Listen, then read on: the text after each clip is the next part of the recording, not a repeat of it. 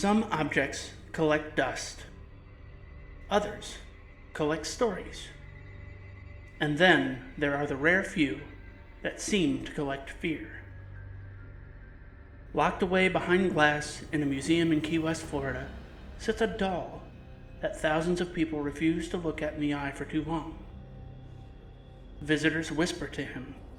Some politely ask permission before taking a photograph.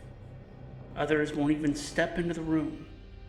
And surrounding his display are hundreds of handwritten letters from people who believe they made one terrible mistake. They disrespected Robert. Whether you believe he's haunted or not, Robert the doll has become one of the most infamous paranormal objects in the world. But before we dive into the legends, let's begin with the history we can actually verify. Robert was created around 1904 in Germany by the Steiff Company, the same manufacturer famous for inventing the teddy bear. Standing just over 3 feet tall and stuffed with wood wool, he wasn't originally meant to be a child's toy. Historians believe he was likely designed as a display doll. Somehow, that display doll made its way across the Atlantic and into the hands of a young boy in Key West named Robert Eugene Otto. To avoid confusion, the boy soon became known as Gene, and the doll remained Robert.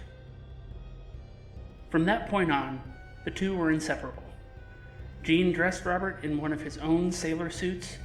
He carried him everywhere. He spoke to him constantly, treating him less like a doll and more like a lifelong companion.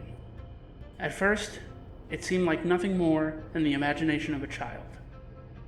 Then the stories began. Gene's parents reportedly heard conversations coming from upstairs. Not a child talking to himself, but two distinct voices. One was unmistakably Gene's. The other, according to later accounts, sounded deeper, harsher, almost as though someone else was answering him. Neighbors claimed they saw Robert standing in upstairs windows as they passed the house. Furniture was allegedly found overturned after loud crashes echoed through Gene's bedroom, and whenever his parents demanded an explanation, Gene gave the same unsettling response.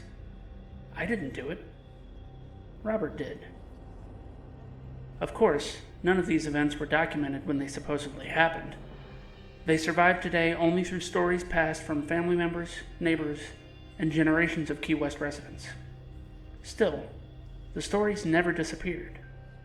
As Gene grew older, most people assumed he would leave childhood behind. But he didn't.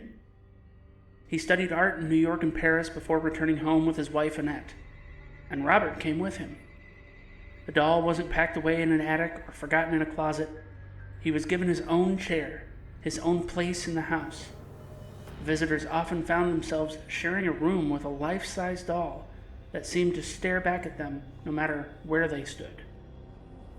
Some guests later claimed Robert's expression appeared to change whenever they looked away. Others insisted he had somehow moved after being left alone. There were reports of footsteps in empty hallways, quiet laughter, doors opening when no one was there, and an overwhelming feeling that they weren't actually alone. Now, there has never been any scientific evidence proving any of these claims, but the stories continue to grow. In 1974, Gene Otto died. 2 years later, his wife also passed away, and eventually, their house was sold. The new owner, Myrtle Reuter, discovered Robert hidden away in the attic. If she expected him to remain nothing more than an old forgotten doll, that's not how she remembered it. Reuter later claimed she heard footsteps when no one else was home. She believed doors opened and closed on their own, and she became convinced Robert wasn't always sitting where she'd left him. Whether those experiences had ordinary explanations or not, they were enough for her to make a decision. In 1994, Robert was donated to the Fort East Martello Museum in Key West.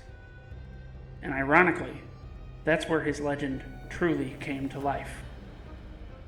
museum staff share one unusual request with nearly every visitor.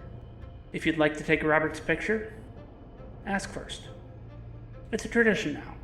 Some visitors politely introduce themselves, others wait, watching for what they believe is a sign of permission, because according to the legend, photographing Robert without asking or mocking him outright can bring terrible luck.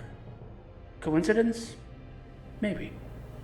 Yet the museum has received hundreds of letters from people who aren't willing to take that chance. Some describe broken relationships, others tell stories of car accidents, financial disasters, illnesses, or a streak of unexplained bad luck that began only after visiting Robert. Many end the same way, an apology. Today, those handwritten letters surround Robert's display case, creating an eerie monument to the people who believe the doll is listening, and perhaps even willing to forgive. One of the most famous parts of Robert's story claims he was originally given to Jean by a mistreated servant who practiced voodoo and placed a curse on the doll before giving it away. It's certainly the version most often repeated online. The problem is that historians have found very little evidence that actually happened. The better documented explanation is much simpler. Jean's grandfather likely purchased Robert in Germany as a birthday gift, and the story of the curse developed years later as Robert's reputation spread. Even without the curse, Robert's legend has only grown. He's appeared in documentaries, paranormal investigations, television specials, podcasts, and countless YouTube videos. He's often compared to fictional haunted dolls, with one important difference. Robert is real. His history is real. The house where he lived is real. And if you visit Key West today, you can stand just a few feet away from him. So what should we believe? The documented facts are straightforward. Robert was made in Germany around 1904. He belonged to artist Robert Eugene Otto for most of his life. And today, he sits quietly behind glass in the Fort East Martello Museum. Everything else lives in shadows between history and folklore, between coincidence and belief, between what can be explained and what perhaps never will. Maybe Robert is simply an old doll surrounded by generations of ghost stories, or maybe he's still watching us.